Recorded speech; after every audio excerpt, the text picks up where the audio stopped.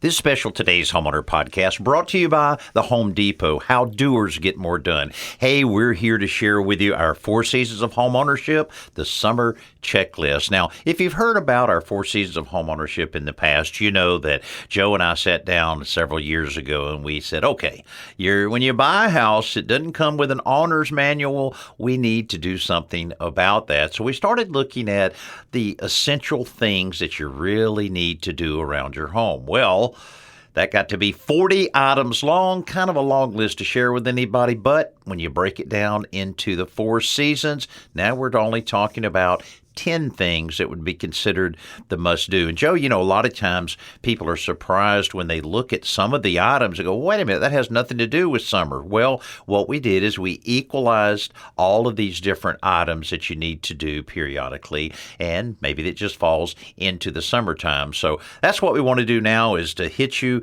with, and Joe kind of explained a little bit about the 3 sections that we have within the checklist. And again, this one being summertime. Yeah, we're just trying to make this as doable and as possible without being overwhelming or threatening to you. Because if you look at this list, it's like, oh my gosh, how am I going to ever find time to do all this? Well, first off, if you read the list, you might not have to do all of it because maybe it has something to do with central air conditioning. You don't have central air conditioning. But yeah, first, as Danny said, we picked the top 10 must-dos. Now, these are things you really should do each season. And so for this one, for the summer, we have 10 things you should do. And then we have another list, a shorter list. It's usually 5 or 6 items, if time and budget allow. So if you have some extra time and a little extra money, you can take a look at these other maintenance chores. And then finally, just to finish up, we usually have 4 or so, 3 or 4 we just titled a little something extra. So these little tiny projects you can do that, should probably get done. Maybe you don't have to do them every season, but we have them listed there. So it's the kind of thing often you wouldn't have thought to do. So we're just trying to keep your home running and okay, well, these are maintenance chores, repairs and maintenance. A lot of people, they're not very glamorous. You don't see them from the outside ordinarily. But, if you ignore a maintenance problem that might be a small issue, guess what happens? It's not going to heal itself. It's not going to get better on its own, and it can become a more expensive repair. So that's what we're trying to avoid. Now, as we share this list with you, don't worry about taking any notes because all of this is waiting on you right now at todayshomeowner.com/4 seasons.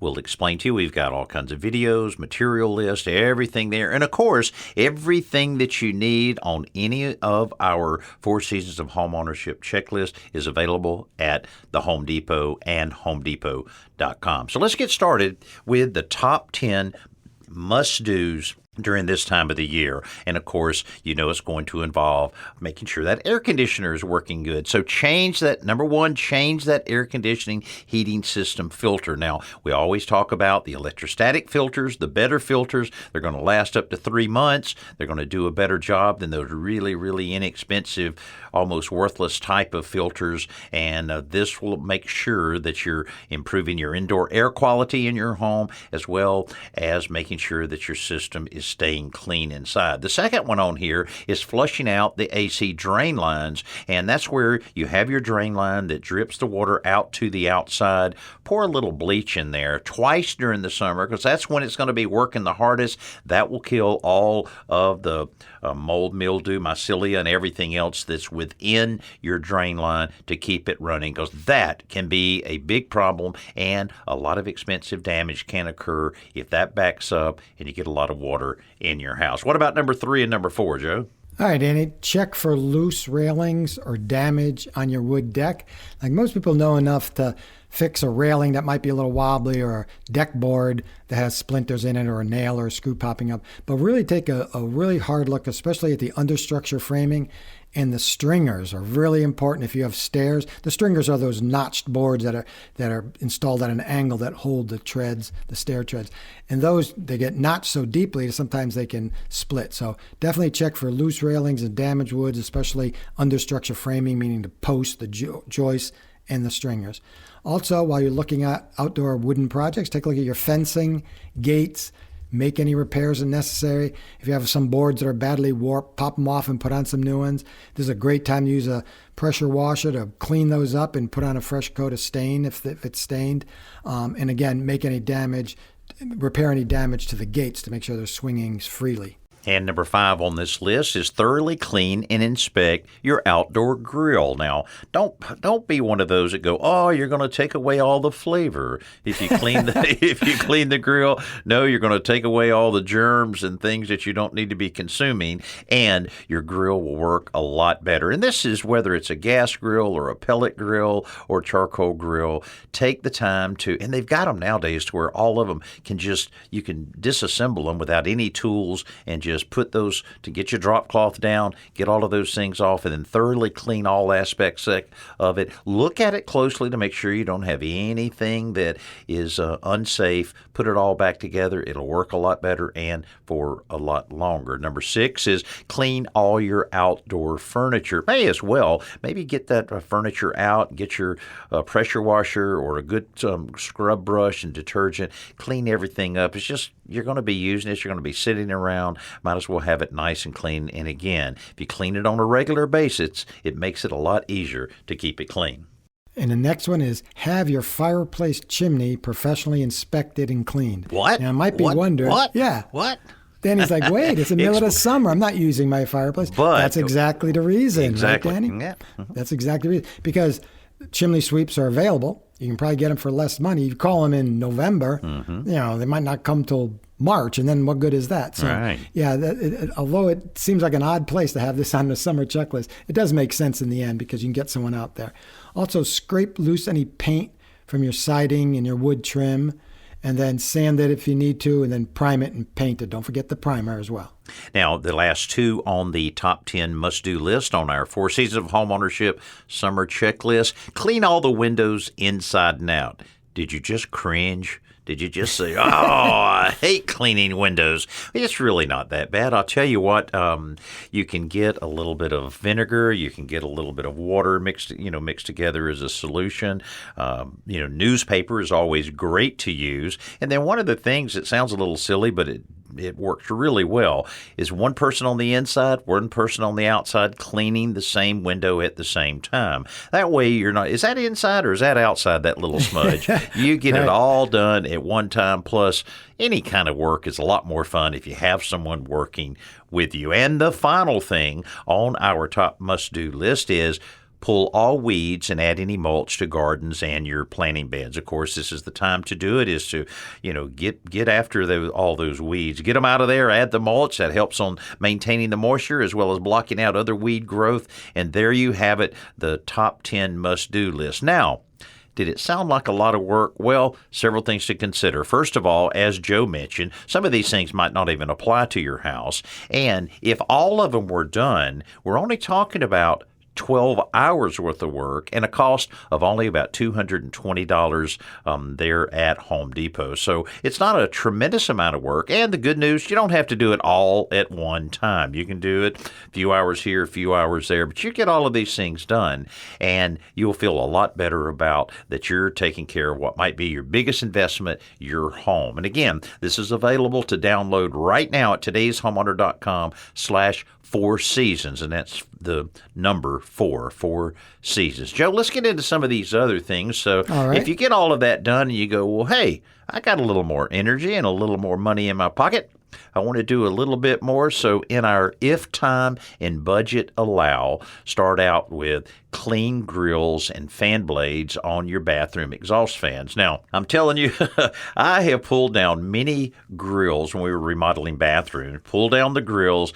and look up in there, and sometimes I haven't been able to even recognize it as an exhaust fan. So that's very important for the obvious reasons. First of all, if the fan blades are good and clean, it's going to work more efficiently, quieter, and it's going to last a lot longer as well. Next, inspect for cracks in your concrete foundation, walls, driveways, sidewalks, anything made out of concrete. Clean it out really well, and then fill those cracks with a concrete repair caulk. And the reason you want to do that is if you don't, it's not going to, water will get down. If you live in a cold area, it's going to freeze and expand and crack. And it's only going to get worse. So fill those cracks and holes with some really good outdoor caulk. And the same goes for your asphalt driveway. And that's number 3 on our If Time and Budget Allow list. Repair the cracks in your asphalt driveway. And if it looks looking kind of worn on that surface of the asphalt, go ahead and recoat it. You'll be glad you did. It'll look amazing, and you'll put off having to repair or replace that expensive asphalt driveway. And if your garbage disposal is smelling a little funky, you have to clean it and deodorize it at least a couple of times a year. And summertime's a good time, so you want to use some white vinegar and baking soda. Just put in some baking soda and pour in the vinegar and stand back. It's like in a science experiment. It'll start like a volcano going off. But you let that bubble up, and once it simmers down, run some hot water down through there and just flush that out. It's also a good time to take a close look at those shower curtains. Boy, they get kind of funky pretty quick, so you might want to wash or consider replacing the shower curtain and have a little fun. There's so many personality-driven kind of shower curtain selections out there. Go have some fun with it. Brighten up that look of your bathroom by simply replacing the shower curtain. And also remove and clean all the heating and cooling registers and grills, because that air is continuously passing through there. And as we know, indoor air is often filled with dust and lint. So it gets, it collects on these units. So take them down, clean them. Usually it only takes a couple of minutes per grill, and put them back in place. There you go. So when you look at all of these particular 6 items on our If Time and Budget Allow, you're only talking about 7 hours and about $50 to $100. So again, you're not talking about a lot of time commitment, but now you're really getting down to some areas of the home that need maintenance sometimes, and you're able to knock all of those out. Okay, Joe, a little something extra. All right. So these are a little more whimsical, if you will, but some of the things that really make a lot of sense. And there's 4 items that we're recommending on this, just kind of as a reminder on things. Purge, clean, and organize that garage, and maybe schedule a garage sale, sell a few of the items that you don't need online, donate, and then haul away anything else that you just simply aren't going to need around there. That'll make that garage a lot more functional. And if you have a generator, either a portable generator or a home standby generator, perform regular maintenance on those. You can check the owner's manual, call in a pro if you need to, but you want these to work when you really need them, when the power goes out. So check them now and make sure they're working properly. Yeah, that's really important. If you have, the home standby generators, many times they will have, there's some even out there that have, Wi-Fi capability that will let you know when it does the test startups. Mine actually kicked on this weekend. It'll just kick on periodically just to, it's just like any engine. You want it to run a little while. Right. And I kept hearing this, just a slight sound because they're so quiet now. And I finally figured out it was the generator. So I'm glad it was taking care of that. But the portable generators, you really need to make sure that just like any snowblower, lawnmower, or anything else, you want to change that plug, change the oil, make sure the air filter's clean, and just make sure you have some good fresh gas in it when you're ready to use it. Hey, the next one on our list here of a little something extra is paint the front door a bold color or refinish it, refinish the existing stain. And then you want to make sure that you add the sufficient sealer to protect it, to keep it looking good for a lot longer. And finally, organize one closet. We know enough not to tell you organize and clean out all your closets, because that might take you a week, but just pick one. It doesn't matter which one, pick one. And what I prefer to do is take everything out. Mm-hmm. Clean it, check, make sure the brackets are still holding up and the shelf's in good shape. And then what you might discover is you're not putting everything back. Mm-hmm. You might find an article of clothing or a pair of shoes that either you don't wear that often or shouldn't be in that closet in the first place. So you may end up with a lot more space, and then now you can go shopping, get some new stuff. And if you think about, how you're using that closet, and you look inside, and you might, and you can go to todayshomeowner.com and put in organizing closets or, utilization of closets. You'll get a lot of ideas there, because you can add just one shelf that can make a tremendous amount of difference, because, a lot of closets are 5-6 feet long. You think about that much additional shelf and storage and everything, that can certainly be very handy. Also, a lot of the hooks.